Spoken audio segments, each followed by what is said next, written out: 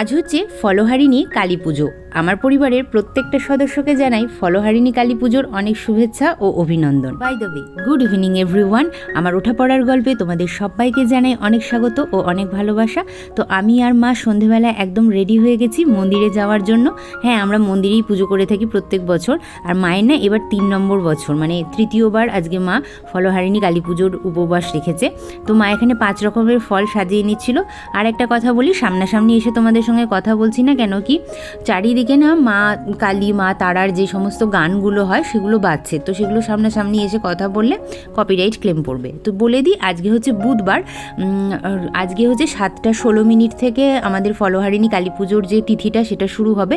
তো তার জন্য মা এখানে সমস্ত কিছু রেডি করে নিচ্ছিল। 5 ফল সাজানোর পরে মা যেই ফলটা নিবেদন করবে মায়ের পায়ে, সেগুলোকে এখানে সাজিয়ে নিচ্ছিল চেলির মধ্যে। তো আমি আজকে শালুর কাপড় তো পাইনি, তো এই রকম একটা চেলি পেয়েছি, এর মধ্যে দিয়েই করা যাবে। চেলি বা শালুর কাপড় যে কোনো একটা কিছু নিলেই হলো। আর আরও একটা জিনিস হচ্ছে, আমি আজকে কিন্তু সকালবেলায় যে সমস্ত কিছু এখানে একদম রেডি করে নিয়ে এসেছিলাম, যেমন ফল বলো, মিষ্টি বলো, বা এই যে এই ছোটোখাটো টুকিটাকি যা জিনিসগুলো ছিল সেগুলো সবই। আর ওইদিকে মায়ের কিন্তু আলতা সিঁদুর আর হচ্ছে তোমার ধূপকাঠির প্যাকেট নেওয়া হয়েছিল। তো একে একে মা দেখো এখানে সব কিছুই সাজিয়ে নিচ্ছে। আর মায়ের এবার মন্দিরে যেয়ে খুব চরণ সেবা করার ইচ্ছে ছিল মায়ের। তো আমরা কি হয়, প্রত্যেকবার বাড়িতেই মায়ের চরণ সেবা করে থাকি। তো সেটার জন্য মা আজকে এখানে দেখো, এখানে কাঁচা দুধ আর গঙ্গা জল নিয়ে নিচ্ছিল। আর আলতা তো আমরা নিয়েছিলাম। মায়ের খুব ইচ্ছে ছিল মন্দিরে যে একটু চরণ সেবা করবে। আর এখানে দেখো আমরা মন্দিরের পথে বেরিয়ে যাচ্ছি। চলো দেখা যাক মা চরণ সেবা করতে পারে কি না। তারপরে এখানে এই ফুলের কাকুর দোকানে দাঁড়িয়ে গেছিলাম। এখান থেকে অপরাজিতা ফুলের মালা, তারপরে জবা ফুলের মালা, আর হচ্ছে নিয়েছিলাম একটা পদ্ম ফুল। এগুলো নিয়ে আমরা এই যে দেখো মন্দিরে পৌঁছে গেছি। এখানে পুরোহিত মশাই বসেই ছিলেন। তো এই যে দেখো পুরোহিত মশাই এখন চলে এসছেন, আর মাকে দিয়ে ফুল, বিল্লপত্র সব কিছু নিবেদন করাবেন বলছিলেন। কিন্তু তার আগে মা বলল যে আমি একটু চরণ সেবা করব। তো উনি অনুমতি দিলেন। এই যে দেখো মা চরণ সেবা করে নিচ্ছে, যদিও আমরা একটু অল্প অল্প করে দিয়েই করেছি। আর এখানে দেখো শিব মন্দিরে মা তারপরে চলে এসেছিলো, মানে ওখানে অঞ্জলি টঞ্জলি দেওয়ার পরে তারপরে মা এখানে চলে এসেছিলো। আসলে মন্দিরে আজকে ভীষণ ভিড় ছিল। তো আমি এখানে মাকে বললাম যে মা তুমি একটু শিব ঠাকুরের মাথাতে তো জল ঢালবেই, তো আমি এখানে একটু তোমার ফটো তুলি। আর তারপরে এটা হচ্ছে পরের দিন, অর্থাৎ বৃহস্পতিবার। আজকেও আমি তোমাদের সঙ্গে বোবার মতনই একটু দেখা করলাম, কারণ সেই একটাই গান চলছিল মাইকে। আর আজকেও তো সারাদিন ফলহারিণী অমাবস্যার তিথিটা ছিলই, 5:53 অবধি ছিল। আর এখানে দেখো আমি সমস্ত ঠাকুরকে নামিয়ে নিয়েছিলাম, তাদেরকে স্নান টান করালাম। আর এই কদিন ধরে ভীষণ একটা প্যাচপ্যাচে গুমোট গরম ছিল, যার জন্য আমি আজকে সুতির জামা কাপড়েই সবাইকে সাজিয়েছি। যদিও আমার শুধু নারায়ণের সুতির জামা কাপড় নেই, তো সেটা কিনতে হবে। আমি ভাবছি যে গুরু পূর্ণিমাতে একটা নারায়ণকে সুতির ধুতি উত্তরীয় দেবো, কেন আমি প্রত্যেক পূর্ণিমাতেই নারায়ণ আর মা লক্ষ্মীর জন্য কিছু না কিছু কিনে নিয়ে আসি। যদি মা লক্ষ্মীর জন্য নাও পারি, তাও নারায়ণের জন্য কিনে নিয়ে আসি। তো সেটাই এবার ভাবলাম যে নারায়ণকে একটা সুতির ধুতি উত্তরীয়ই দেবো, কেন এখন তো গরম আছে। আর এখানে আমি সাই বাবাকে স্নান করিয়ে নিচ্ছিলাম। প্রথমে দুধ দিয়ে স্নান করালাম, তারপরে গঙ্গা জল দিয়ে স্নান করালাম। আর জলের মধ্যে ছিল তোমার গোলাপের পাপড়ি আর তুলসীপত্র। তো কি বলবো, কালকের পুজোটা না ভীষণ সুন্দর হয়েছিল। আর সারাদিন এত আমি টায়ার্ড ছিলাম, আর তোমাদের সঙ্গে এসে পরে যে একটু সামনাসামনি কথা বলবো, আর কথাই বা কী বলবো, চারিদিকে তো মাইক বাজছিল। যাই হোক, তো সেইভাবেই কালকের দিনের ব্লগটা শেষ করলাম। আর এখানে দেখো কি সুন্দর একটা মালা পেয়েছিলাম আজকে। মা লক্ষ্মী, নারায়ণ আর গণেশ ঠাকুরকে এটা পরানোর পরে না তাদের রূপ বেড়ে গেছিলো মনে হচ্ছিল। আর আজকে না পদ্ম ফুল, শ্বেত পদ্ম ফুল সব পেয়েছিলাম, যা যা মনে করেছিলাম সবটাই পেয়েছিলাম। সব দিয়ে পুজোটা সারলাম। তো এখানে সুন্দর করে মাদেরকে সাজিয়ে নিয়েছিলাম। আর গোলাপ ফুলের মালা বা রজনীগন্ধার মালা পরালে দেখবে মাকে কিন্তু খুব সুন্দর লাগে। এমনকি আমি দেখেছি জুঁই ফুল বা বেল ফুলের মালা পরালেও মাকে কিন্তু খুব সুন্দর লাগে। সাধারণ ওই গাঁদা ফুলের মালা আমার আবার পরাতে ইচ্ছা করে না, মনে হয় যে একটা স্পেশাল দিন, তাহলে একটু স্পেশালভাবে মাকে সাজাই। তারপরে এই যে গণেশ ঠাকুরকে সুন্দর করে সাজিয়ে নিলাম। আর এখানে দেখো, এখানে পদ্ম ফুল আমি 2 রকমেরই পেয়ে গেছিলাম, শ্বেত পদ্ম আর লাল পদ্ম। একটা আমি মায়ের পায়ে দেবো, আর একটা আমি নারায়ণ ভগবানের পায়ে দেবো। তো মোটামুটি না কলকাতাতে গরমের সময় পদ্মটা আমি পেয়েই যাই। হ্যাঁ, হয়তো একটু দূরে যেতে হয়, দূরে যেয়ে তারপরে নিয়ে আসতে হয়, কিন্তু যাই হোক পাওয়া যায়। আর আমি কষ্ট করে যেয়ে সেটা নিয়েও আসি। তো এই যে দেখো আজকে বোটাটা কিন্তু একটু বড় ছিল বলে আমি আবার ভেঙে ছোট করে নিলাম, যাতে কোনো ঘটে দেবো তো কোনো যেন দুর্ঘটনা না ঘটে, এটাই মনে রেখে দিই। আর এখানে নারায়ণ ভগবানের পায়েও শ্বেতপদ্ম আর একটু তুলসীপত্র দিয়ে নিলাম। আজকে আবার এখানে তাড়াতাড়ি করে পুজো শেষ করে আমি কি করেছিলাম, আমাদের বাড়িতে যে তারা মা ছিল সেই তারা মায়ের কিন্তু চরণ সেবা করে নিয়েছিলাম আমি।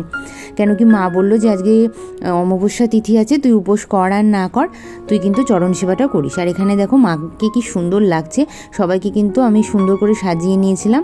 আর গণেশ ভগবান আর নারায়ণ ঠাকুরকে আমি সাদা রঙের ধুতি উত্তরীয়টা পরিয়েছিলাম। তো এখানে দেখো এখন আমি প্রদীপ প্রজ্বলিত করে নেব। যাই হোক, আজকে আমি কিন্তু 3 রকমের ফল দিয়ে পুজো দিয়েছিলাম। ছিল কলা, লিচু আর হচ্ছে কী ছিল, আম ছিল। তো এখন তো লিচু আর আমের সময়, এখন লিচু আর আম আমার মায়ের ভোগে প্রত্যেক দিনই থাকবে, ওই যতদিন লিচু আম থাকে। তারপরে ধূপ দ্বীপ সুন্দর করে প্রজ্বলিত করে মায়ের আরতি করে মানে মনটা একদম ভরে গেছিলো জানো তো পুজোটা দেওয়ার পরে। তোমাদেরকে কি বলবো, তোমরা হয়তো দেখলেও বুঝতে পারছো যে আমার মনটা কতটা ভরে গেছে পুজোটা দেওয়ার পরে। কালকে না মায়ের পুজোটাও মন্দিরে এত সুন্দর হয়েছিল, পরের দিকে প্রচুর ভিড় হয়ে গেছিলো, কিন্তু ভিড় হলে কি হবে, আমাদের পুজোটা কিন্তু খুব সুন্দর হয়েছিল, মা অঞ্জলি দিয়েছিল ওখানে। তো যাই হোক, সব মিলিয়ে মিশিয়ে খুব সুন্দর কালকের দিনটা কেটেছে। আজকের দিনটাও বেশ ভালো কাটছে সকাল থেকেই। আর আজকে ফুলের জন্য একটু দৌড়াদৌড়ি করতে হয়েছে, কিন্তু যাই হোক তারপরে মানে সব কিছুই ঠিক হয়ে গেছে। আর তোমাদেরকে কি বলবো, আর এখানে এই যে দেখো তারা মায়ের চরণের সেবা করে নিচ্ছি। আর জানো তো আজকে না ভীষণ গরম ছিল বলে আমি তারা মায়ের যে মানে চিত্রপটটা আছে আমার কাছে, চিত্রপটও ঠিক না আমি বলবো, একটা ওই বিগ্রহই চিত্রপটের মতন করে আটকানো, তো সেই চিত্রপটটাকেও আমি সুন্দর করে গঙ্গা জল, অঘরু আর গোলাপ জল দিয়ে স্নান করিয়েছিলাম। আর এখানে না আলতা শিশিটা কিছুতেই খুলছিল না, এত দেরি হচ্ছিল খুলতে। যাই হোক তারপরেও আমি সুন্দর করে খুলে মায়ের পায়ের সুন্দর করে আলতা দিয়ে ধুইয়ে দিয়েছিলাম। কেন কি মন্দিরে যে যখন তুমি মানে ধোয়াবে না, তখন পুরোহিত মশাইরা বলেন অল্প করে দেবেন যেন আলতা এদিক ওদিকে না পড়ে। আর কালকে মা আলতা দিয়েছিল বলে পুরোহিত মশাই বলছিলেন যে না, দুধ গঙ্গা জল দিয়ে একটু ধোয়াবেন, আলতা দিলে তো চারিদিকে পড়ে যেতে পারে। তো সেই জন্য একটু মানে উনি একটু ইয়েই হচ্ছিলেন। তো যাই হোক তারপরে মা বুঝিয়ে বললেন যে তারা মায়ের চরণ সেবা তো আলতা ছাড়া হয় না, দুধ গঙ্গা জলে তো আমি শুধু করতে পারবো না। তখন উনি আর কি বুঝলেন। যাই হোক এইভাবেই আমি বৃহস্পতিবারের পুজোটা সম্পন্ন করলাম। আর এখানে এবার আমি চলে এসেছি সাই বাবার জন্য একটু খিচুড়ি করতে। তো ভাবলাম কি আজকে আলু ফুলকপি দিয়ে একটু খিচুড়ি করে নিই। আর একটা কথা আমি তোমাদের সঙ্গে শেয়ার করি। তো কালকে না পরশু দিন আমার কাছে সাই বাবা একটু খিচুড়ি আর দুধ খেতে চেয়েছিলেন।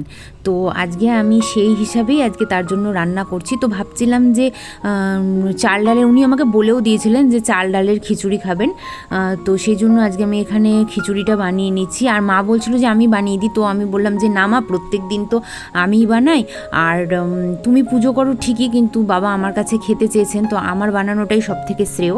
তাই পুজোর পরে আমি কোনো ক্রমে এই যে দেখো না এখানে এখন বানাচ্ছি, জানি না কেমন হবে।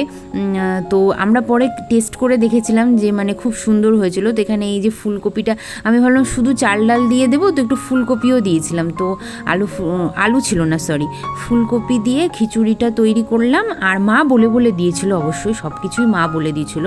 আর দুধ তো আনাই থাকে আমাদের বাড়িতে প্রত্যেক দিন, তো আজকেও আনা হয়েছিল, তো সেটাকে গরম করে দিয়েছিলাম।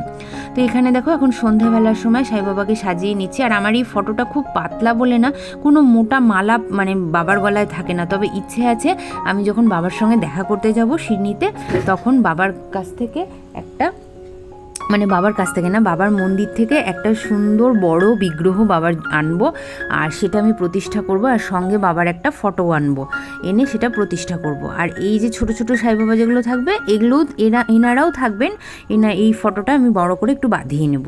এইটুকুনি আমার মনের ইচ্ছা আছে, তবে তার জন্য আমার বাড়িঘর আগে হতে হবে, আমার ভাইয়ের একটা বাড়ি হতে হবে। তো এখানে সুন্দর করে বাবার যে হলুদ ফুল থাকে না, সেই হলুদ ফুল দিয়ে, আজকে অনেক হলুদ ফুল ছিল, তো সেগুলো দিয়ে সুন্দর করে সাজিয়ে দিচ্ছি। তারপর বাবার জন্য গোলাপ ফুল ফুল এনেছিলাম, তো সেটাও বাবাকে দিয়েছি, কেন বাবার তো গোলাপ ফুল ভীষণ প্রিয়। আর এই তো এইভাবেই আমাদের সুন্দরভাবে আজকের বৃহস্পতিবারটা কাটলো। তোমরা বলো তোমাদের ফলহারিণী কালী পুজো কেমন কাটলো, তোমাদের বৃহস্পতিবারের পুজো কেমন কাটলো।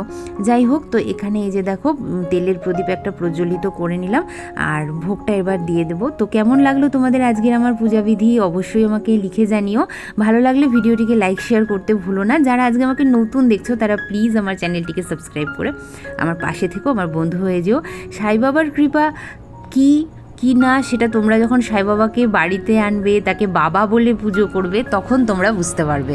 আর বাবা ভীষণ কৃপালু, ভীষণ দয়ালু। বাবার কাছে কিছু চেয়ে দেখবে তোমরা, বাবা হিসাবে চেয়ে দেখবে, দেখবে তোমরা কখনোই খালি হাতে ফিরে যাবে না। আমি আমার নিজের বিশ্বাস আস্থা থেকে তোমাদেরকে বলছি, তোমরা এটা করে দেখো।